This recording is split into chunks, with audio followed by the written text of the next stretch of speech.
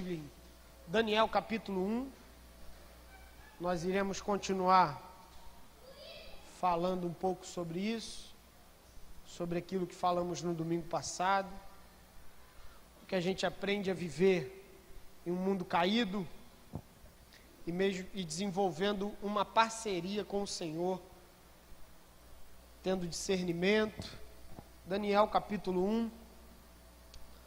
Hoje nós iremos ler apenas o verso 8. Na semana passada nós lemos todo o capítulo 1. Nessa noite nós iremos ler apenas o versículo de número 8.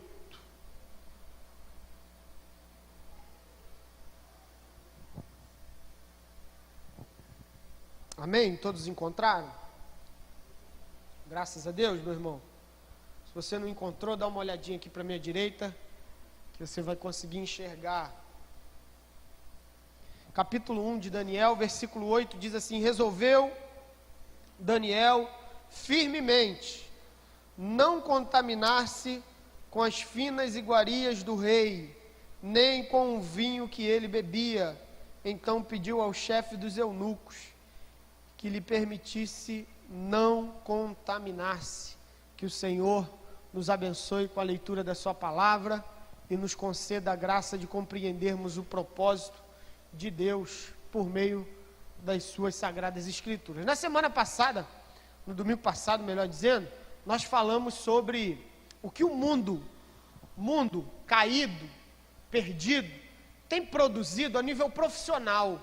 Nós estamos pegando valores de um mundo caído e implantando esses valores na nossa vida profissional. Isso tem gerado em nosso coração morte, porque nós não estamos sabendo lidar com a vida profissional. Por quê? Porque não absorvemos os valores do Evangelho. Pelo contrário, negligenciamos esses valores e absorvemos o que o mundo produz e colocamos para dentro da vida. Por isso que a nossa vida profissional, em alguns momentos, é um tremendo fracasso, mesmo estando a ganhar muito dinheiro, mas é um fracasso porque não compreende o propósito que Deus estabeleceu. E hoje nós iremos falar sobre a vida familiar. Antes da gente falar sobre a vida familiar, a gente precisa entender esse contexto aqui do livro de Daniel. O livro de Daniel, ele é resultado do exílio babilônico, no ano de 605 a.C. O Daniel não pode ser considerado muito um profeta, porque ele não é tão um profeta, ele é mais um estadista, um governador. Ele é um governador que foi colocado, mas um governador profundamente influenciado por Deus. É chamado também como estadista, né? Alguém responsável sobre um estado, sobre um lugar. Então Daniel é a representação de que Deus, em cada área da sociedade, tem pessoas que, experimentando esses valores do reino dele, produzem uma mudança extrema no lugar onde estão. Então Daniel, basicamente nesse exílio babilônico, ele traz a ideia de que, a Bíblia desenvolve essa ideia também, do conceito de Babilônia. Babilônia na Bíblia é igual a mesma ideia de Sodoma e Gomorra. São lugares, regiões, mas nesse contexto da Bíblia era um lugar mesmo. Babilônia, Sodoma e Gomorra, um lugar geográfico. Mas no conteúdo da Bíblia, em toda ela, a Babilônia e Sodoma e Gomorra deixam de ser um espaço geográfico e passam a ser um modo de viver. Deixa de ser aquela ideia da Babilônia, da Suméria, e passa a ser a ideia de um modelo de vida. Babilônia, Sodoma e Gomorra, a partir do Novo Testamento, ganha um novo significado. É o significado exatamente de um lugar onde Deus não é permitido, ele não entra, porque os homens criaram o seu próprio governo e vivem segundo as suas próprias vontades. E a Babilônia também é a ideia de que, por causa dos homens, há uma legalidade para que o diabo também reine nesse modelo de vida. Então nós estamos falando aqui de que Babilônia, Sodoma e Gomorra, no conteúdo bíblico, eles são a representação de toda desobediência humana e decisão por viver segundo as suas próprias vontades e convicções. E nós temos o Daniel, que é a representação de tudo aquilo que precisamos ser nesse tempo, onde nós vivemos no mundo, pertencemos ao mundo, somos seres humanos, mas precisamos aprender a viver no mundo, na questão profissional, mas principalmente hoje, na questão familiar. A minha vida familiar hoje é o que nós iremos abordar, como valores do céu podem penetrar no nosso coração para que a nossa família seja bem-sucedida para a honra e glória do nome de Jesus. Então todos nós estamos tentando buscar uma saída para os problemas familiares que surgem ao longo da nossa trajetória e até problemas que nós ocultamos, mas queremos soluções. Como viver em família? O que o mundo tem produzido a nível familiar, tem entrado em nossas casas, tem atingido nossas famílias e nós não estamos percebendo. Tem produzido morte, tem destruído relacionamentos, quebra, mas nós não estamos percebendo. Pelo contrário, estamos pegando esses valores do mundo e colocando-os dentro de casa, para viver em família. Então, o que Daniel representa, para nós que estamos aqui nessa noite, é exatamente um modelo de como viver em um mundo caído, porque Daniel estava vivendo na Babilônia, essa representação da vontade humana e também diabólica. Muitas vezes, irmãos, e é isso que a gente precisa entender, quando nós lutamos para ter uma vida saudável e uma vida de fidelidade, e viver em fidelidade aos princípios de Deus, faz-se necessário que a gente entenda o seguinte, de que fidelidade beneficia a mim. Porque os princípios que Deus estabeleceu são princípios de vida. E olha só, à medida que eu sou fiel aos valores do reino, e coloco esses valores em prática, no meu dia a dia, na minha vida, pego valores celestiais, dados pelo nosso Senhor Jesus Cristo, e coloco-os no meu modo de viver. Sabe o que eu estou dizendo para a Babilônia, onde a gente vive diariamente? Sabe que quando nós somos fiéis, apesar das circunstâncias, sabe o que nós estamos dizendo em Atos? De que Deus, apesar do mundo caído, ainda continua atuando, porque Ele tem filhos sinceros e verdadeiros. A nossa fidelidade anuncia de que Deus ainda tem interesse em resgatar os perdidos. Ser fiel, irmão, é extremamente missionário. É extremamente cumprir a missão que nos foi confiada. Então você vê Daniel, estava lá não porque foi enviado, estava lá por obrigação. Mas aí que nós percebemos um conteúdo muito bonito na vida de Daniel. Ele estava na Babilônia. A vida babilônica não entrou no coração dele, pelo contrário, ele foi uma luz junto com 3 homens, que resplandeceu em meio às trevas. Meu irmão e minha irmã, nesse tempo, sabe o que Deus quer fazer comigo e com você? Luzeiros. Luzeiros que resplandeçam em meio à escuridão. Lá no seu trabalho é um excelente lugar para ser manifesto isso. Na sua casa e por onde for.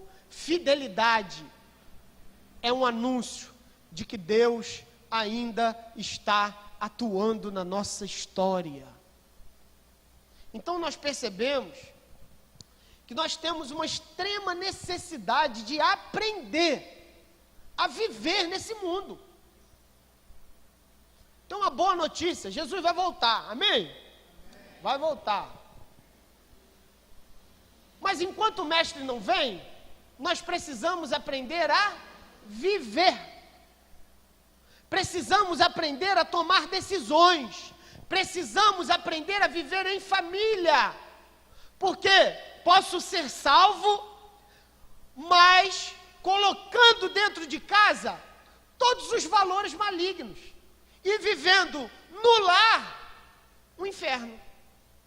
Então a salvação que vem ao seu encontro e vem ao meu encontro implica em dizer de que o céu que nós experimentaremos futuramente, ele precisa ser vivenciado hoje, na sua e na minha experiência com Jesus. Então eu tenho uma extrema necessidade de aprender a viver nesse tempo, como Daniel, vivendo em um mundo hostil, um mundo que proclama a ausência de Deus, valores completamente distantes de Deus, mas tem um homem ali que produz luz em meio a todas aquelas trevas que estavam ali. Gente que faz a diferença, gente que muda a vida até de um império. Sabe por que muda a vida de um império? Porque não precisa de muita força, apenas precisa de um coração centrado em Deus, para que as coisas diferentes aconteçam na nossa história. Então eu preciso me aproximar do Pai. Aproximando-me do Pai, eu sou capacitado a discernir aquilo que o mundo está produzindo. Sabe qual é a nossa maior dificuldade hoje, meu irmão? É não discernir aquilo que o mundo produz e a gente coloca para dentro. Nós não sabemos quais são os valores que procedem do Pai e quais são os valores que o mundo caído tem produzido com aparência de coisa boa. E se nós não conseguimos discernir, o que fazemos? Colocamos em prática no nosso dia a dia. Por isso que nós entendemos o seguinte: qual é o resultado de muitas famílias estarem fracassadas e sendo destruídas, mesmo dentro da igreja? Por quê? Se estão dentro da igreja. Porque estar dentro da igreja, meu irmão, não é sinônimo de estar próximo do Pai. Filho pródigo é um excelente exemplo disso. Dentro de casa, porém distante do Pai. Estar aqui dentro não quer dizer que talvez a nossa experiência não seja a experiência de um perdido, porque podemos estar em casa, porém perdidos, como aquele que foi e saiu de casa. Mas sabe por quê? Porque nós não nos aproximamos do Pai. O Pai torna-se distante demais. Por quê, meu irmão? E aí, logo a destruição familiar, ela é gerada pelo meu distanciamento do Pai, mesmo achando que dentro da igreja as coisas vão ser bem-sucedidas. Só é bem-sucedida para quem vive diariamente a experiência do Evangelho e recebe de Deus a capacidade de discernir.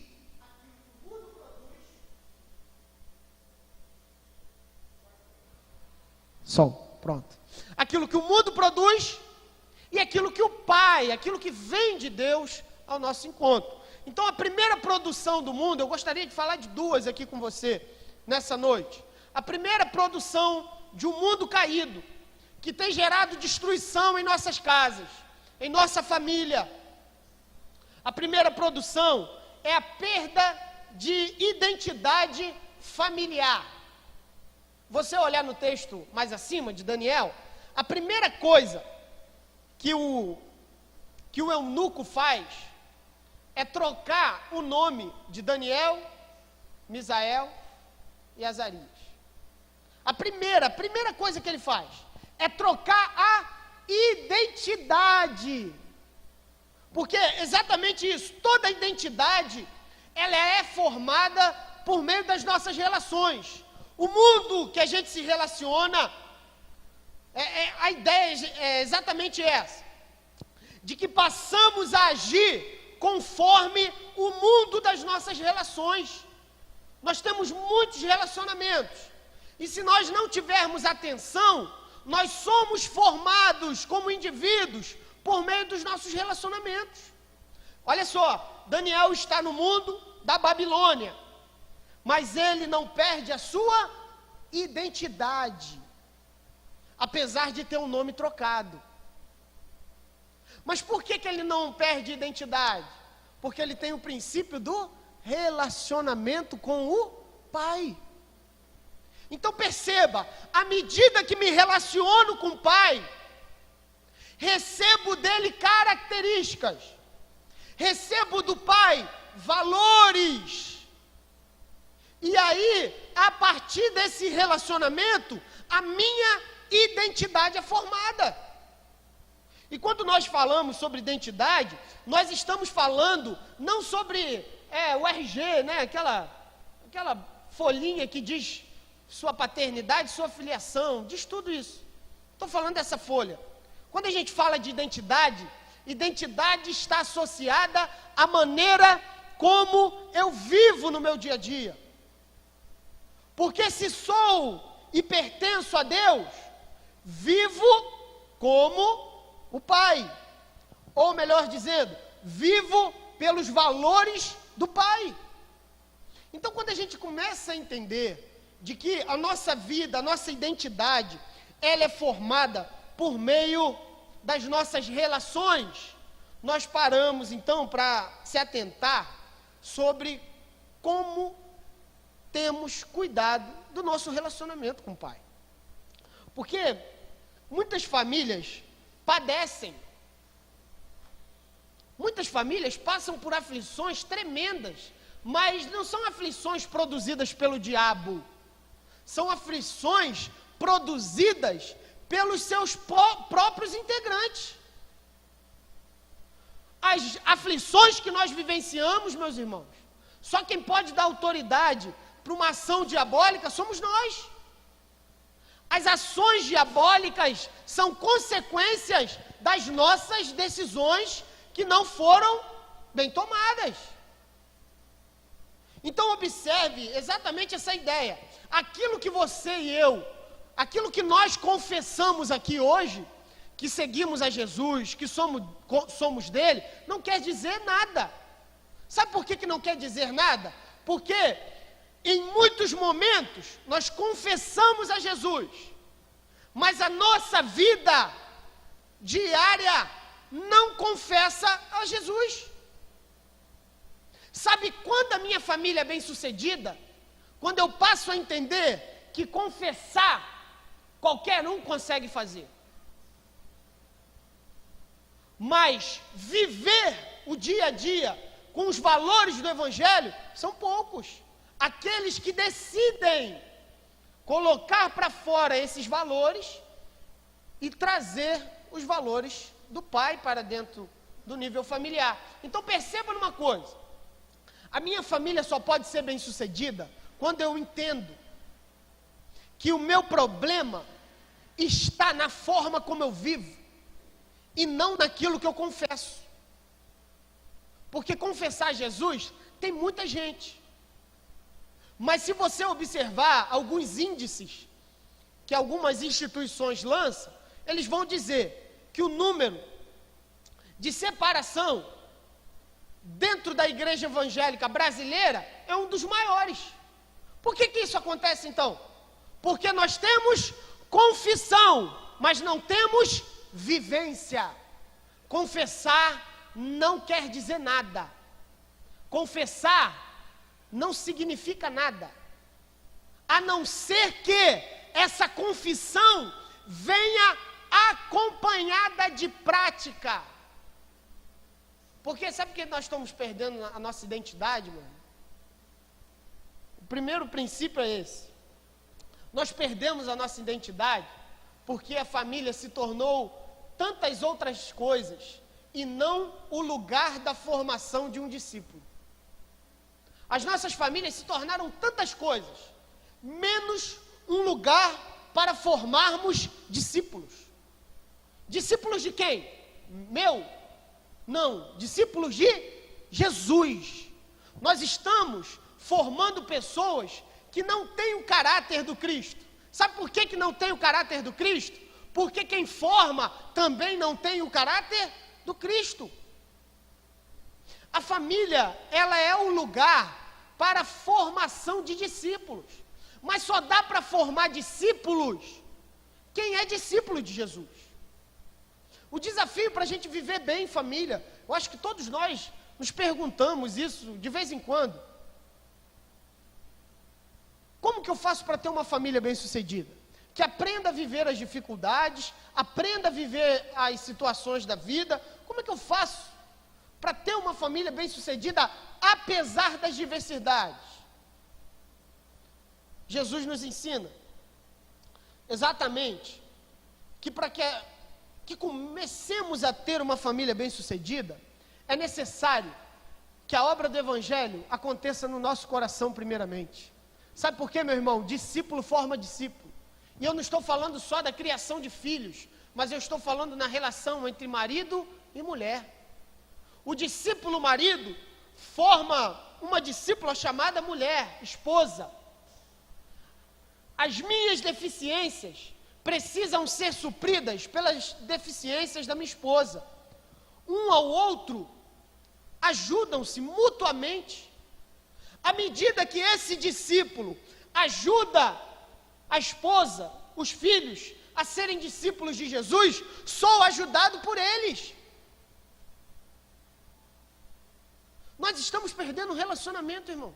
Vivendo no mesmo lugar, só que não nos conhecemos. Temos segredos, fazemos coisas diferentes, temos muitas coisas acumuladas um contra o outro, e por isso nós não conseguimos fazer com que o nosso lar seja um lar de formação de discípulo. A família é esse lugar, irmão. A família é o lugar de formar gente, de formar e ser formado, de ser transformado por essa influência do Espírito, que tem que soprar na sua casa também. Na minha casa, a ação do Espírito Santo, ela precisa alcançar o meu lar. Se ela não alcança o meu lar, tem algo errado. Se eu tenho capacidade para formar alguém da igreja, mas não tenho capacidade para formar alguém do meu lar, é necessário que eu volte atrás, irmão. O primeiro núcleo ministerial da sua vida e da minha vida é a família. Se nós perdemos isso, nós perdemos tudo, porque da vida nós levamos realmente os relacionamentos, a família, o que vivemos e o que experimentamos juntos. A ideia é que a família só produz discípulos se sua maneira de viver, e é importante isso, se a maneira de viver familiar contempla o Evangelho, forma discípulo, irmão. E nós temos um exemplo excelente em 2 Timóteo capítulo 1, versículo 5. Você não precisa abrir não, vou ler para você. Ele diz assim, Paulo diz para Timóteo, pela recordação que guardo de tua fé sem fingimento, a mesma que primeiramente habitou em tua avó Lóide e em tua mãe Eunice, e eu estou certo que também habita em ti. Paulo está falando para Timóteo, irmão. Está dizendo de que Deus só poderia levantar um Timóteo, um jovem, para estar à frente de uma igreja, se antes esse jovem fosse formado por uma avó e por uma mãe, que transmitiu uma fé sem fingimento e verdadeira a esta criança. A nossa responsabilidade como família, a nossa maior responsabilidade está na formação entre o que eu faço a minha esposa e o que ela faz comigo, ou para mim, e o que nós fazemos com os filhos. Porque nós formamos tanta gente, né? Nós formamos um filho mimado, às vezes nós formamos, vai ser um adulto difícil de lidar, nós formamos pessoas incapazes de lidar com os problemas, nós formamos adultos de tudo que é forma. Nós, nesse relacionamento conjugal, formamos no outro também tantas coisas que não devem ser formadas. e perdemos a identidade familiar. Sabe o que Deus exige de mim, de você nesse tempo, irmão? Compromisso, fidelidade. Sabe quando que a nossa família vai à frente? À medida que voltamos para casa, consertamos nossos relacionamentos, tratamos e entendemos qual é o lugar da formação de um discípulo? Em casa. Onde que ele aprende a seguir Jesus? Em casa. Por isso que Paulo diz para Timóteo: eu tenho recordação de que a fé que habitou na sua avó, habitou na sua mãe e habita também em ti. Meu irmão, tenha uma convicção. Muitos falam sobre pecado que transmite, né? Pecado que é transmitido de uma família para outra. Os filhos fazem as mesmas coisas dos pais e assim vai se reproduzindo isso. Sabe qual é o nome disso? Exemplo. A maneira como nós vivemos o nosso dia a dia determina se aqueles que estão nos vendo seguirão a Jesus ou não. O nosso dia a dia fala se a nossa família será bem-sucedida ou não. Se nós conseguiremos viver o Evangelho ou não. Da mesma forma que uma vida pecaminosa, um modelo de vida pecaminosa é transmitida, uma vida em santidade também é transmitida, meu irmão. Então você tem um neto, tem um filho, tem um esposo. É tempo da gente entender que fidelidade é uma demonstração que a gente passa para o outro. Exemplo a gente passa, exemplo a gente diz o que tem que ser feito, mas também mostra. Sabe quem vai determinar o sucesso da minha família? A maneira como eu vivo o meu dia a dia, com aqueles que estão vivendo comigo. A perda desse propósito familiar é que nós não entendemos mais de que a obra que Cristo tem a realizar sobre nós, é que Ele nos recriou. E essa obra que Ele começou em mim, eu já disse esse exemplo aqui, vou repetir novamente. É como se eu estivesse recebendo, é João capítulo 4, esse rio jorrará para a eternidade. O rio que habita em mim, que começou a jorrar em mim, ele me alimenta, me purifica e me capacita para abençoar a outros. Esse rio que flui em mim, as primeiras pessoas que precisam ser abençoadas por ele são aqueles que moram junto comigo. A sua família pode ser bem-sucedida no nome de Jesus. Ela deve ser bem-sucedida no nome de Jesus. Mas quem determina isso somos nós, no modelo e a opção pelo formato de vida que vivemos. Palavras ensinam, mas exemplos, já diziam algumas pessoas, arrastam. A maneira como a gente vive em casa, irmão, determina tudo. Se a nossa família vai ser abençoada por aquilo que nós vivenciamos no nosso dia a dia. Eu já ouvi isso, e provavelmente você já deve ter ouvido essa história em alguns momentos também. A história é a seguinte: tinha um pastor, ele tinha um diácono na igreja dele, mas isso aqui não acontece aqui não, tá bom, irmão? Glória a Deus por isso. Tinha um diácono na igreja dele, e ele colocava esse diácono para pregar. Aí colocou o diácono para pregar, aí o diácono pregou, tal, pregou, foi uma bênção. Aí o pastor ficou contente, porque o que o diácono falou foi uma bênção e tal, todo mundo gostou, foi uma bênção. A esposa do diácono chegou para o pastor depois e falou assim: pastor, não coloque ele mais para pregar não. Aí o pastor: mas por quê? Porque aqui ele é um santo, em casa ele é um diabo, ele é o capeta, não presta, tem tudo de ruim. Aqui é uma bênção, mas em casa não chama não, porque pode até confundir. Isso acontece muitas vezes, irmão.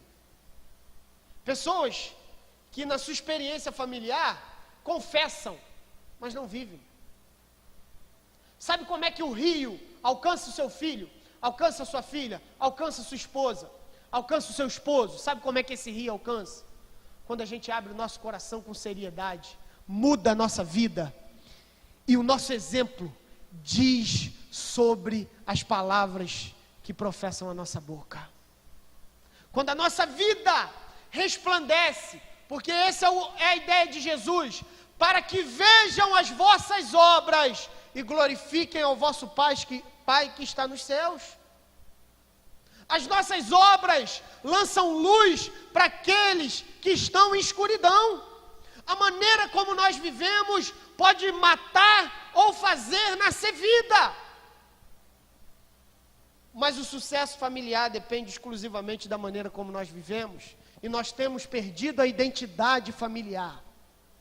Nós entendemos que família aconteceu, foi ocasional. Não. Se foi um propósito instituído por Deus, sim, é tempo então, irmãos, de entender que o primeiro lugar para a formação de discípulo é na minha casa, é na sua casa.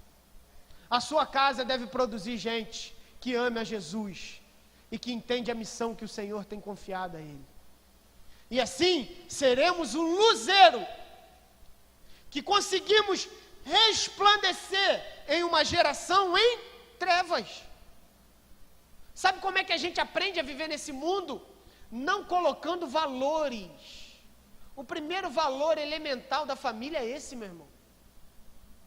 O que estamos fazendo é uma troca de identidade. O Cristo que está em mim ajuda o Cristo que está nela. O Cristo que está em você ajuda o Cristo que está nele a serem formados em Cristo para as boas obras. Mas existe também uma outra ideia, a família como um lugar de relacionamento profundo e terapêutico. As famílias hoje, elas são virtuais. A comunicação entre marido e mulher é via WhatsApp. O cumprimento, o elogio, ele é virtual.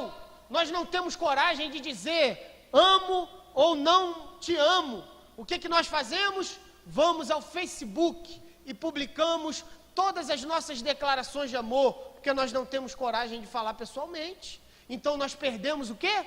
Relacionamento. Relacionamento profundo. Estamos morando no mesmo lugar, porém separados, distantes uns dos outros. Porque aprendemos a viver de modo superficial. Nós não temos mais diálogo. Sabe por que a gente não tem diálogo, irmão? Porque a gente não tem capacidade de aprender a ouvir quais são os nossos erros e mudá-los. Sabe por que muitos relacionamentos fracassam? Porque falta, sabe o quê? Diálogo. Diálogo não é eu falo e você abaixa a orelha, não é? Não é assim que fala? Diálogo não é isso. Diálogo é quando um e outro entendem que estão em formação e que precisam ouvir o que o outro tem a dizer. Para quê? Para corrigir a sua vida. Muitos relacionamentos fracassam porque a gente não entende a necessidade que temos de mudar pessoalmente. Então a nossa comunicação, ela é superficial demais. Ela não vai para a vida. A gente não tem a capacidade de ouvir o que o outro tem para dizer. Porque nós não queremos mudar. Falta diálogo. Diálogo também nasce de corações que não aprenderam a lidar, sabe o quê? Com a diferença. Gente que não aprende a lidar com a diferença, não tem cuidado. Não cuida do relacionamento do diferente, irmão. O Evangelho nos ensina isso constantemente. A nível familiar, marido e mulher são diferentes. Porém, abriram mão das suas diferenças para aprenderem a viver. Porque se não conseguirem abrir mão das suas diferenças, não conseguem viver juntos, irmão. Sabe por que nós não temos relacionamentos que tem conversas profundas e conversas que curam? Porque a gente não entende que o outro é diferente. E que o outro não é igual a mim. E que o outro não é igual a você. e não curamos nosso relacionamento porque não estamos capacitados para ouvir, e só tem capacidade para ouvir quem tem capacidade também para mudar. À medida que eu ouço, eu tenho capacidade de mudar. À medida que eu converso, eu tenho a capacidade de lidar com aquilo que é diferente. Mas sabe o que nós estamos vivendo nesse momento? O mundo tem produzido famílias profundamente marcadas pela incapacidade de desenvolver relacionamento maduro e baseado no diálogo. Famílias que não conversam, vivem juntos, porém separados. Esposa, esposo, com segredo. Um sabe de uma coisa, o outro não sabe. Há uma divisão familiar, uma quebra. O fracasso da família começa aí, irmão. Quando a gente para de ouvir e de falar.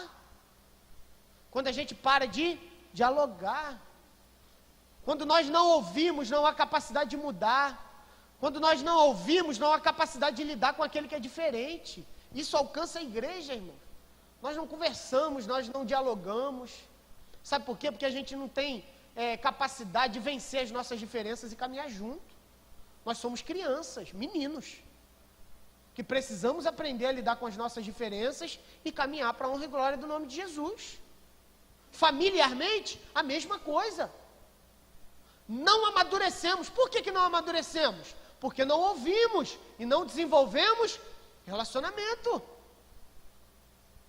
Então o princípio espiritual é esse, que a partir do momento que nós temos consciência de que família, viver em família, é trabalhoso, é árduo, é penoso, mas é um exercício que nós precisamos fazer diariamente, nós não formamos discípulos, nós não desenvolvemos relacionamentos profundos e terapêuticos. As nossas conversas são críticas um para o outro, as nossas conversas não têm a capacidade que o Evangelho nos concedeu. Sabe o quê? Capacidade de curar um ao outro, irmão. Talvez a sua marca no seu coração só possa ser curada quando você encontre com o outro. E nesse encontro, entre marido e mulher, entre mãe e filho, seja qual for o seu modelo familiar hoje, é nesse encontro que há cura, que há transformação de vida, que há mudança no coração e na nossa percepção. E a nossa família vai de mal a pior.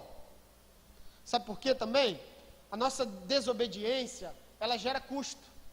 Todas as vezes que nós desobedecemos, isso gera para nós, sabe o quê? Custo. Estamos abraçando o modelo de vida ou o modelo familiar do mundo e queremos que ele dê certo. Estamos pegando valores do mundo, colocando dentro de casa e pedindo a Deus para abençoar isso. Temos que fazer a manutenção do nosso relacionamento familiar. Temos que ter conversas, irmão. Conversas que curam, que transformam. Conversas onde a gente coloque para fora aquilo que ficou muito tempo engasgado e que a gente não resolve. Pelo contrário, nós acumulamos sentimentos ruins uns contra os outros. E a nossa família vai de mal a pior. Nós somos extremamente consumistas.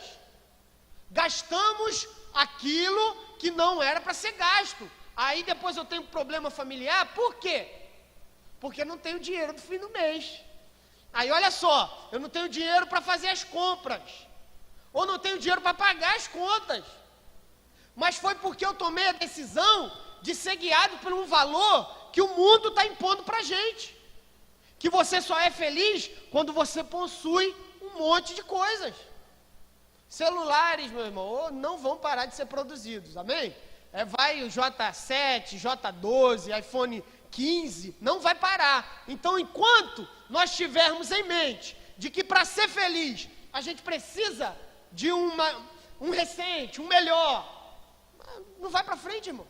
Porque aí a gente investe e depois falta. Aí, por causa do nosso consumismo, isso vai gerar dentro de casa problema, com certeza gera, porque não tem dinheiro. Então, se não tem dinheiro, tem problema. Então, nós causamos os nossos problemas. Não estamos entendendo o lugar da família.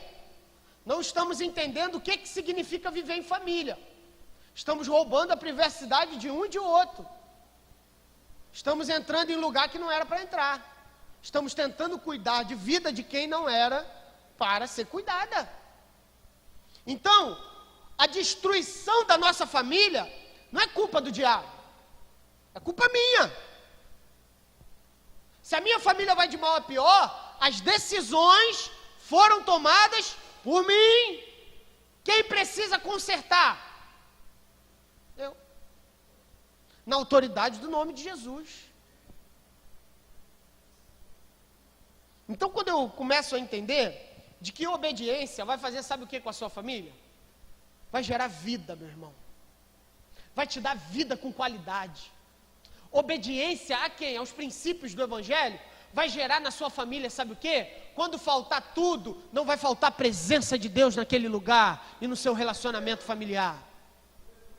Quando faltar tantas outras coisas, não vai faltar os ensinamentos de Deus que nos libertam e nos transformam.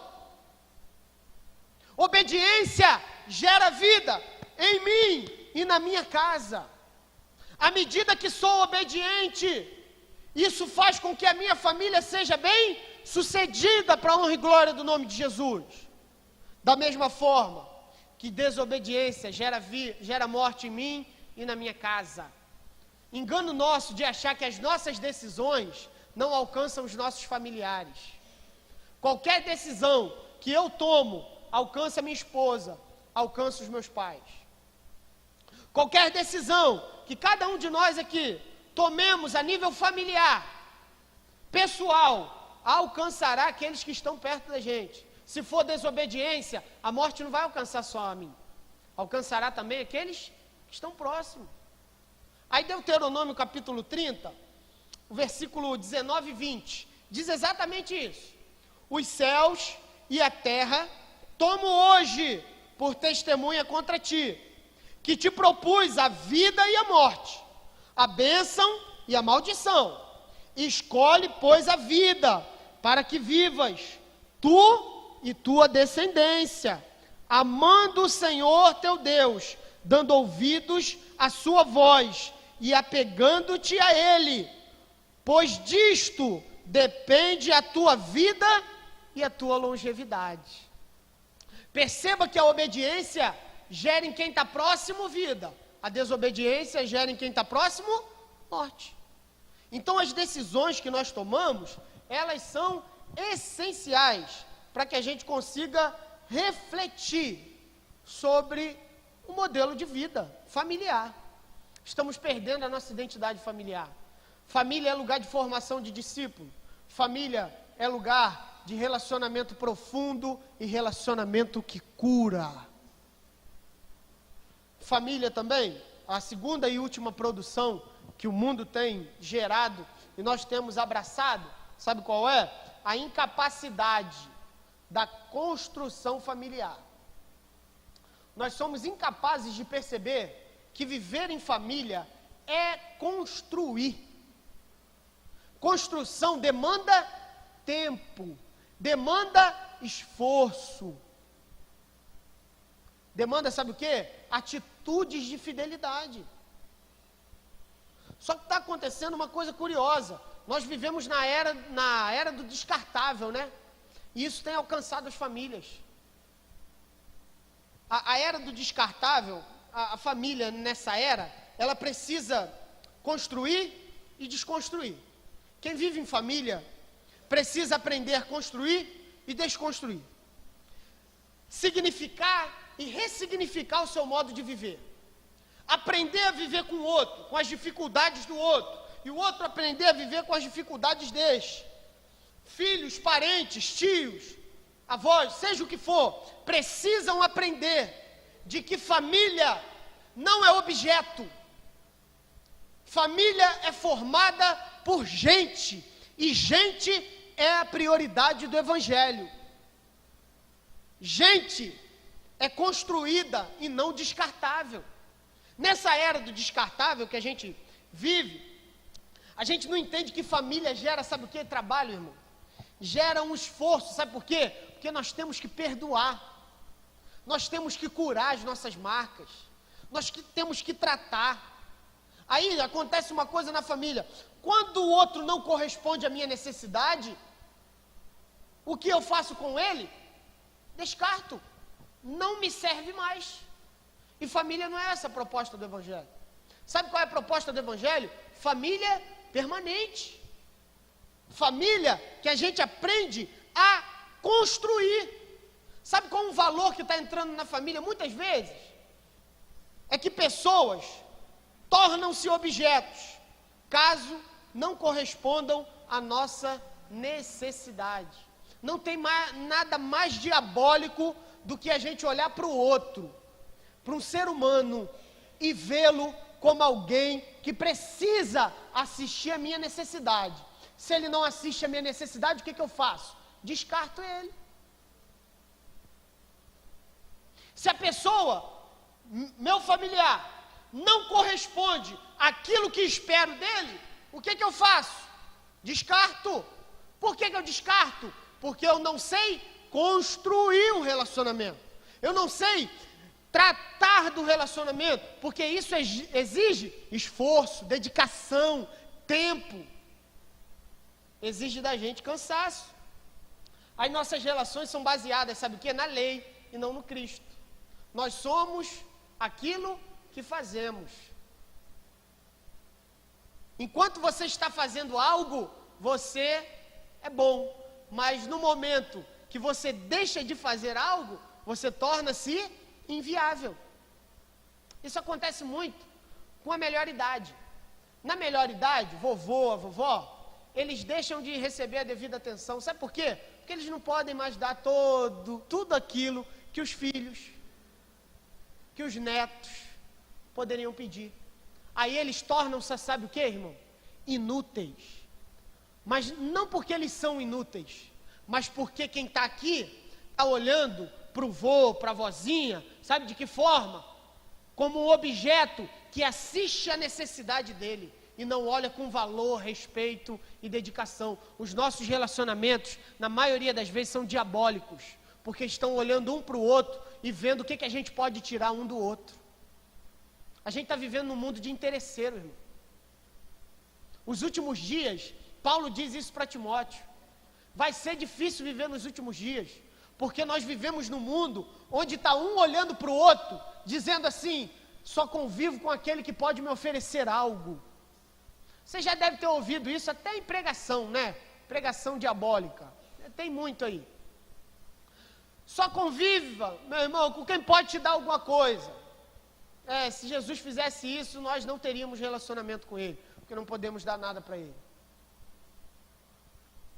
Nós precisamos aprender a nos relacionar até nível familiar. Para ter um lar saudável, a gente precisa entender como que é viver a experiência do Cristo. A experiência do Cristo, sabe como é que é? É um doando-se para manter o outro. E essa vivência torna a gente, sabe o que, mais feliz. A família passa a ser um lugar, sabe do que? De doação, de cuidado um com o outro. A família passa a ser um ambiente onde Jesus é glorificado, porque um está se doando para o outro. E aquele que, para o mundo, é inviável, aposenta ele, coloca ele sentado, não serve mais para nada, não. No reino de Deus, não. Nos relacionamentos das famílias que têm valores do Evangelho, ninguém torna-se indispensável. Todos são cuidados da mesma forma e na mesma dignidade, no mesmo valor. Enquanto alguém pode nos dar algo, esse alguém é importante, a gente precisa mudar o nosso modelo de relacionamento.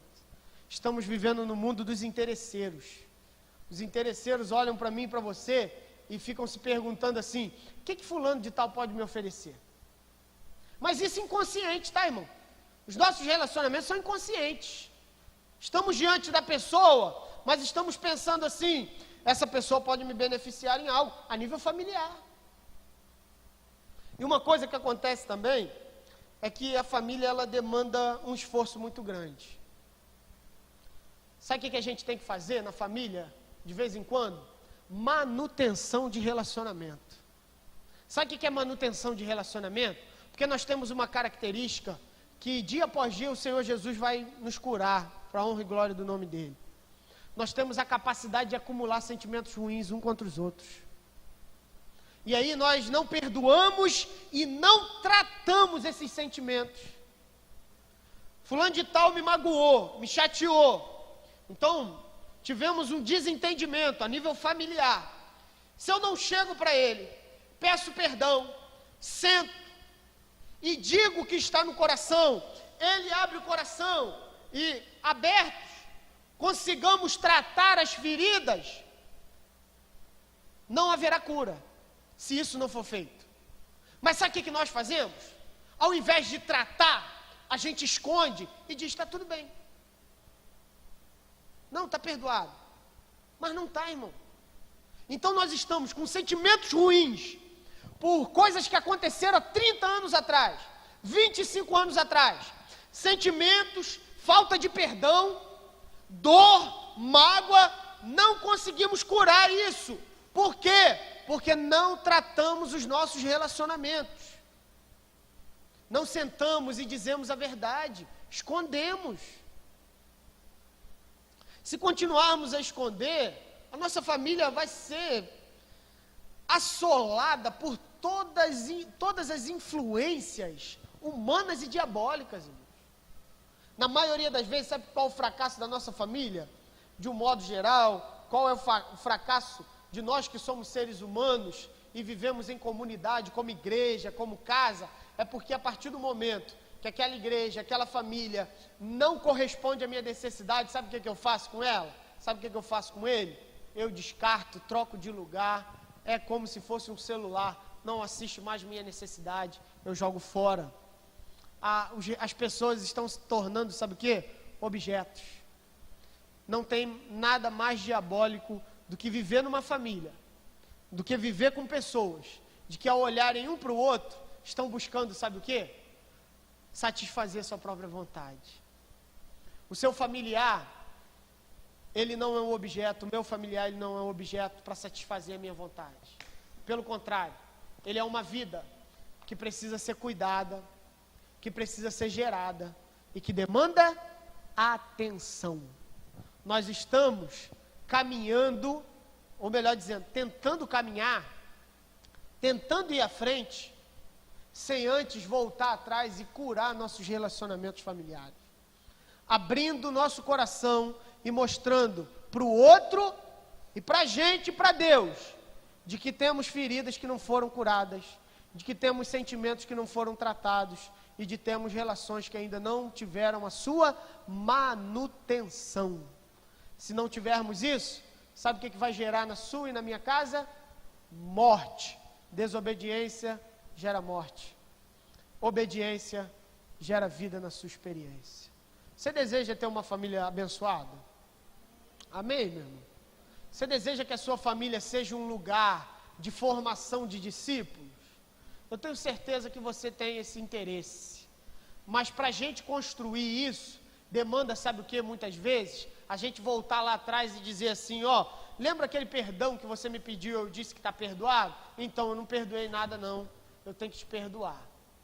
Enquanto nós fizermos a opção, sabe do que, irmão?